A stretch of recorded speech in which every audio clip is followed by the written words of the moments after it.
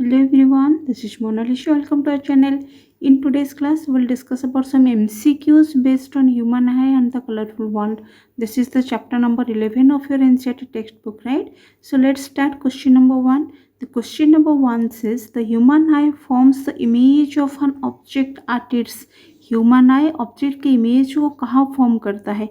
The options are cornea, iris, pupil and retina. Cornea में fall करता है, iris में फॉल करता है, प्यूपिल में और रेटिना में. हमने प्रीवियस क्लासेस में डिटेल्स में डिस्कशन ऑलरेडी किया हुआ था बच्चों, है ना. So this is our human आई.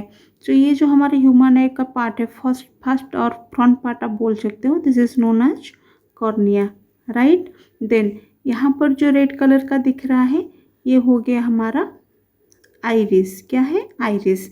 ये जो ब्लैक कलर का आइरिस के बिटवीन एक होल है ये हो गया हमारा pupil, right. Then these are the ciliary muscles. ये दोनों साइड्स में हमारे सिलियरी मसल्स होते हैं. एंड ये जो आपको दिख रहा है दिस लाइन जैसा है ना, so these are the suspensory ligaments. क्या है ये? सस्पेंसरी लिगामेंट्स जो आई लेंस को अपने पोजीशंस पर बनाए रखने में हेल्प करता है, right. This is our crystalline lens और eye lens. This is our crystalline lens, है ना. तो अगर लाइट रेज आते हैं चाहे वो डिस्टेंस ऑब्जेक्ट से हो और नियर बाय ऑब्जेक्ट से हो, वो कॉर्निया में एंटर करेंगे, देन प्यूपिल में एंटर करके कहाँ पर जाएंगे? हमारे आई लेंस में जाएंगे. आई लेंस से सारे लाइट रेज को रिफ्रैक्ट करेगा, है ना. आफ्टर रिफ्रैक्शन ये कहाँ पर फोकस करवाएगा? हमारे रेटिना में. तो इमेज कहाँ फॉर्म होंगे? हमारे रेटिना में. क्यों? Retina it acts like a screen in our eyes, है ना, जहाँ पर इमेज फॉर्मेशन होता है. So what is the answer of the question number 1? The human eye forms the image of an object at its what? At its retina. Clear? Question number 2 is the change in focal length of an eye lens is caused by the action of the. हमारे eye lens का जो focal length का change होना बच्चों ये किसके कारण होता है? प्यूपिल, रेटिना, सिलियरी मसल्स और iris. The answer is very simple. Pupil तो नहीं होगा बच्चों because pupil is fully controlled by the iris, right. And iris का क्या काम है? It again controls the amount of light entering into our eyes. कितना अमाउंट ऑफ लाइट हमारे आइज में एंटर करेगा ये आइरिस डिसाइड करता है. रेटिना नहीं होगा. अगेन हमने जस्ट बिफोर रेटिना के बारे में पढ़ा है. यहाँ पर इमेज फॉर्मेशन होता है because it acts like a screen, right. अब क्या बच गया? That is ciliary muscles. Yes, the answer will be ciliary muscles. Ciliary muscles के कारण ही हमारे आई लेंस का फोकल लेंथ चेंज होता है. प्रीवियस क्लास में हमने इसको बहुत अच्छा से डिटेल्स में समझा था. अगर आपने अभी तक वो वीडियो नहीं देखा है उसका लिंक ऑलरेडी डिस्क्रिप्शन में है. आई विल सजेस्ट कि आपको एक बार गो थ्रू होना चाहिए. सो आप वहाँ से देख सकते हो. So the answer will be ciliary muscles. Come to question number 3. The least distance of distinct vision for a young adult with normal vision is about. अगर एक यंग अडल्ट है और उसका नॉर्मल विजन है, विजन में कोई defect नहीं है, तो उसके लिए लिस्ट डिस्टेंस कितना होगा? इट मीन्स नियर पॉइंट कितना हो जाएगा एक नॉर्मल विजन के लिए, है ना. The answer is very simple. हमने क्या पढ़ा था? It is 25 centimetre. कितना हो जाएगा? 25 सेंटीमीटर, है ना. एंड वही नॉर्मल विजन के लिए फार पॉइंट कितना हो जाएगा? इन्फिनिटी. फार पॉइंट कितना होगा? इन्फिनिटी. एंड नियर पॉइंट कितना हो जाएगा? 25 centimetre, right. Come to question number 4. The refraction of light in the eye occurs at. तो हमारे आईज में लाइट का रिफ्रैक्शन कहाँ होता है? The lens only. It means हमारे आई लेंस में.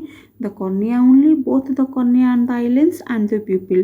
तो आप लोग बोलोगे ये तो बहुत ही सिंपल सा आंसर है मैम, है ना, आई लेंस में ही होता है. नहीं, यहाँ पर कई सारे बच्चे गलती करते हैं. क्या गलती करते हैं? देखो, मैंने यहाँ पर जब क्लास लिया था तब क्या बोला था?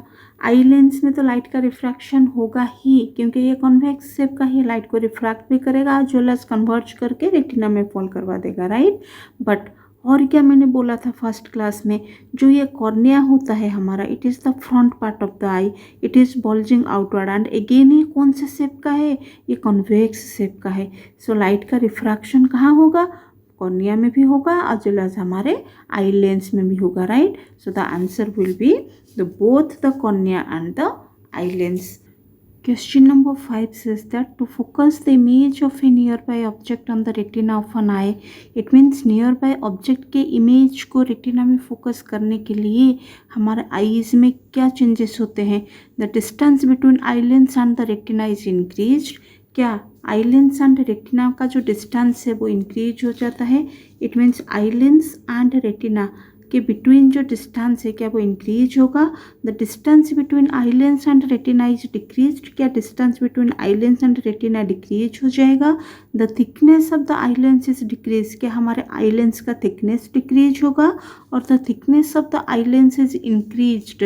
क्या हमारे आई लेंस का थिकनेस इंक्रीज होगा? What will be the option? इन चारों में से क्या होगा? Distance between eye lens and retina increase हो जाएगा. बिल्कुल नहीं. The distance between eye lens and retina decrease. No, not at all. The thickness of the eye lens is decrease. No. अगर आई लेंस का थिकनेस डिक्रीज हुआ बच्चों, eye lens अगर हमारा थिन हो गया तो यहाँ पर लार्ज फोकल लेंथ हो जाएगा, है ना. लार्ज फोकल लेंथ होने से हमारा कन्वर्जिंग पावर स्मॉल हो जाएगा. अगर स्मॉल कन्वर्जिंग पावर होगा तो हमारे ऑब्जेक्ट कहाँ से आएंगे? पैरेलल लाइट रेज होंगे एंड ऑब्जेक्ट हमारा इन्फिनिटी में होगा. इट मीन्स इन्फिनिटी से पैरेलल लाइट रेज आएंगे, है ना. ये ऑलरेडी हमने प्रीवियस क्लासेस में डिस्कशन किया है. The thickness of the eye lens is increased. Yes, this will be the correct answer. क्यों? अगर हमारा आई लेंस ठीक हो गया तो यहाँ पर फोकल लेंथ शॉर्ट हो जाएगा एंड शॉर्ट फोकल लेंथ होने से कन्वर्जिंग पावर उसका हाई हो जाएगा and high converging power it means object कहाँ पर होगा? नियर में, है ना. It means near by object के इमेज को रेटिना में फोकस करवाने के लिए the thickness of the eye lens increase हो जाएगा, राइट. तभी जाके ये रेटिना में फॉल होगा. Then come to the next question. Question number 6 says that the term accommodation is applied to the eye refers to its ability to. So ये कौन सी ability को रेफर करता है? पहले तो अकोमोडेशन क्या है हम समझ लेते हैं. अकोमोडेशन क्या है बच्चों? ये हमने बहुत अच्छे से डिस्कशन किया था. It is the ability of an eye to focus the distance object as well as nearby object on the retina. Options देख लेते हैं. It controls the light intensity falling on the retina. नहीं, बिल्कुल नहीं. क्या retina में light intensity को fall करवाने के लिए ये कंट्रोल करता है? No. Erect the inverted image formed on the retina. Retina में जो इन्वर्टेड इमेज फॉर्म होता है क्या अकोमोडेशन उसको इरेक्ट करता है? नो.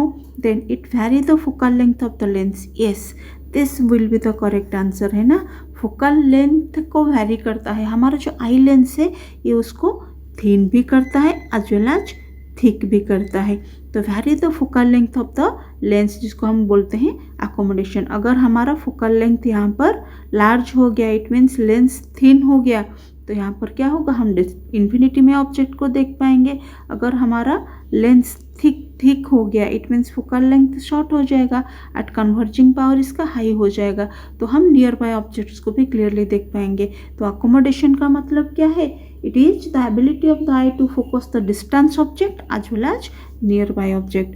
तो ये फोकल लेंथ का जो लेंस का फोकल लेंथ है ये उसको वैरी करता है और ये चेंज करता है ना. That is the accommodation of the eye. Then option D vary the distance between the lens and the retina. Not at all, ये भी पॉइंट नहीं होगा. Then come to the next question. Next question is which of the following control the amount of light entering into our eye. The answer is very simple. ये कौन है? Iris से control करता है ना. कॉर्निया में तो एंटर होता है बट कितना अमाउंट ऑफ लाइट हमारे आईज में एंटर करेगा. अगर हम ब्राइट सनलाइट में जाएंगे और डार्क रूम में जाएंगे वे कंट्रोल किसके थ्रू होता है? हमारे आइरिस के थ्रू होता है. और next question says that the human eye possesses the power of accommodation. Human eye power of accommodation को पोजेस करता है ना. This is the power to. तो ये पावर किस चीज़ के लिए है? Alter the diameter of the pupil as the intensity of light changes. क्या प्यूपिल के डायमीटर को चेंज करना? इट मीन्स प्यूपिल का साइज को स्मॉल होना और लार्ज होना? नहीं, ये तो आइरिस का काम है. Then distinguish between lights of different colours. क्या अकोमोडेशन का काम कलर्स को डिस्टिंग्विश कर पाना है? नो, ये आंसर भी नहीं होगा. Focus on objects at different distances. Yes, this will be the answer. Different distances वाले ऑब्जेक्ट्स को फोकस करना हमारे रेटिना में वो होता है हमारा power of accommodation. So this will be the correct answer. Then option D देख लेते हैं. Decide which of the two object is closer. नहीं, ये भी नहीं होगा कि हम दोनों ऑब्जेक्ट्स को रख लें और ये डिसाइड कर लें कि ये ज़्यादा क्लोजर है और ये ज़्यादा क्लोजर है। ये भी हमारे पावर ऑफ अकोमोडेशन का काम नहीं है। सो पावर ऑफ अकोमोडेशन का क्या काम है? To focus on the objects at different distances. Question number 9 says that how does the eye change in order to focus on near or distance object? हमारा जो नियर और distance object को focus करने के लिए हमारा आईज में क्या चेंज होता है? ऑप्शंस देख लेते हैं। द लेंस मूव इन और आउट, क्या हमारा आई लेंस इन और आउट मूव करता है? बिल्कुल नहीं। द रेटिना मूव्स इन और आउट, क्या रेटिना भी मूव करने लगता है? Not at all. The lens becomes thicker or thinner. Yes, this will be the correct answer. हमारा जो आई लेंस है ये कभी थिन हो जाता है, कभी ठीक हो जाता है, तभी तो हम नियर बाय ऑब्जेक्ट और डिस्टेंस ऑब्जेक्ट्स को क्लियरली देख पाते हैं और रेटिना में फोकस कर पाता है हमारा eye lens, right? So this is the correct answer. Then option number D, the pupil gets larger और स्मॉलर। नहीं, ये हमारा इंटेंसिटी ऑफ लाइट, जब हमारे आईज को लाइट चाहिए होंगे और कितना लाइट चाहिए होगा ये डिसाइड करता है आइरिस, द प्यूपिल हमारा लार्जर और स्मॉलर होता है ना। Then come to the next question, question number 10, which of the following changes occurs when you walk out of bright sunshine into a poorly lit room? जब हम bright sunshine से और bright sunlight से एक dark room में enter करते हैं, poorly lit room में एंटर करते हैं, तब हमारे आईज में क्या चेंजेस होते हैं? Again you will say ma'am ये तो बहुत ही ईजी आंसर है। यस, ये बहुत ही ईजी आंसर है। द प्यूपिल बिकम्स लार्जर, क्या प्यूपिल लार्ज हो जाता है? बिल्कुल होता है। जब हम सनशाइन से ब्राइट लाइट से डार्क रूम में एंटर करेंगे तो सफिशिएंट लाइट हमारे आईज में जा सके, तब प्यूपिल क्या करेगा? अपने साइज को लार्ज करवा देगा, है ना, और लार्ज कर लेगा by the action of again iris. ये कंट्रोल आइरिस के द्वारा ही होता है। The lens becomes thicker, no, ये आंसर नहीं होगा। The ciliary muscles relaxes, no, ये आंसर भी नहीं होगा। The pupil become smaller, small नहीं होगा, क्योंकि स्मॉल कब होगा? जब हम डार्क रूम से अगेन ब्राइट लाइट में एंटर करेंगे, ये अपोजिट हो जाएगा, तब प्यूपिल का साइज हमारा स्मॉलर हो जाएगा। Our next question is question number 11, which says that the size of the pupil of the eye is adjusted by, pupil का साइज हमारे आईज में किसके थ्रू एडजस्ट होता है? कॉर्निया? बिल्कुल नहीं, कॉर्निया में तो लाइट एंटर करती है ना। सिलियरी मसल्स तो हमारे आई लेंस को थिन और थिक करने में हेल्प करता है। ऑप्टिक नर्व का तो काम अलग है, ये इलेक्ट्रिकल इम्पल्सेस को ब्रेन में पहुंचाता है। Then it is controlled by the iris only. This is the answer. Question number 12 is the defect of vision which cannot be corrected by using spectacles. हमारे इनसे कौन सा डिफेक्ट ऑफ विजन है जो स्पेक्टाकल्स के थ्रू करेक्ट नहीं होगा? मैंने प्रीवियस क्लास में भी बोला था, मायोपिया के लिए तो स्पेक्टाकल चाहिए। कौन सा स्पेक्टाकल? कौन सा लेंस का? मायोपिया के लिए कॉनकेव लेंस का स्पेक्टाकल चाहिए, है ना। देन प्रेस बायोपिया तो नहीं है, क्योंकि प्रेस बायोपिया के लिए हमारे बाइफोकल लेंस की ज़रूरत होती है, तो लेंसेज की तो ज़रूरत है ना। स्पेक्टाकल्स तो हम यूज करते ही हैं। देन कैटरैक्ट, यस, इसके लिए हमारे स्पेक्टाकल्स की ज़रूरत नहीं है और ये स्पेक्टाकल्स के थ्रू करेक्ट नहीं होगा। क्यों? क्योंकि ये एक मेडिकल कंडीशन है एंड ये सर्जरी के थ्रू ही करेक्ट होगा और सर्जरी के थ्रू ही इसको करेक्ट किया जा सकता है। Then option number D, hypermetropia नहीं, हाइपरमेट्रोपिया के लिए कॉन्वेक्स लेंस यूज किया जाता है। कॉन्वेक्स लेंस का स्पेक्टाकल हम यूज करते हैं, right. So this is the answer of question number 12। Come to the next question, a person cannot see the distance object clearly. एक पर्सन को डिस्टेंस ऑब्जेक्ट और दूर के ऑब्जेक्ट नहीं क्लियरली दिखाई देता है, दिखाई तो देगा बट क्लियर नहीं होगा, ब्लर होगा, right. He is suffering from the defect of vision, वो कौन से डिफेक्ट ऑफ विजन में सफरिंग करता है? कैटरैक्ट नहीं, कैटरैक्ट तो ओल्ड एज में होता है। हाइपरमेट्रोपिया नहीं, हाइपरमेट्रोपिया तो फार साइटेडनेस है, wrong sightedness. It means A person cannot see the near by objects, ये नियर बाय ऑब्जेक्ट्स के लिए है ना। Yes, the answer will be myopia. Myopia defect vision वाले पर्सन्स डिस्टेंस ऑब्जेक्ट को नहीं देख पाते हैं, इसलिए उनमें कॉनकेव लेंसेस वाले स्पेक्टाकल्स का यूज होता है। देन प्रेस बायोपिया नहीं, ये तो हमारे ओल्ड एज में होता है अगेन, है ना, जिसको हम बोलते हैं old age hypermetropia. So this is the answer. Come to question number 14. A young man has to hold a book at arm's length to be able to read it correctly. अगर एक young man arms length के distance में एक book रखा हो और वो उसको ईजिली और करेक्टली रीड कर पा रहा हो, then the defect of vision is, वो उसका कौन सा डिफेक्ट है विजन का? The options are astigmatism. Astigmatism का मतलब क्या है बच्चों? आइदर डिस्टेंस ऑब्जेक्ट ब्लर दिखाई देता है और नियर बाय ऑब्जेक्ट ब्लर दिखाई देता है ना। देन मायोपिया, क्या वो मायोपिया डिफेक्ट में अफेक्टेड है? नो नहीं, क्योंकि मायोपिया के लिए तो डिस्टेंस ऑब्जेक्ट नहीं क्लियरली दिखाई देता है ना। Then presbyopia, presbyopia तो हमारा ओल्ड एज हाइपरमेट्रोपिया है एंड ये तो यंग मैन है। Then come to the hypermetropia, this will be the correct answer, क्योंकि हाइपरमेट्रोपिया में क्या होता है, नियर बाय जो ऑब्जेक्ट होते हैं 25 सेंटीमीटर में अगर हम कोई ऑब्जेक्ट रखेंगे तो इसको हम क्लियरली नहीं देख पाएंगे, उसको ये जो भी ऑब्जेक्ट होगा वो हमें ब्लर दिखाई देगा, है ना।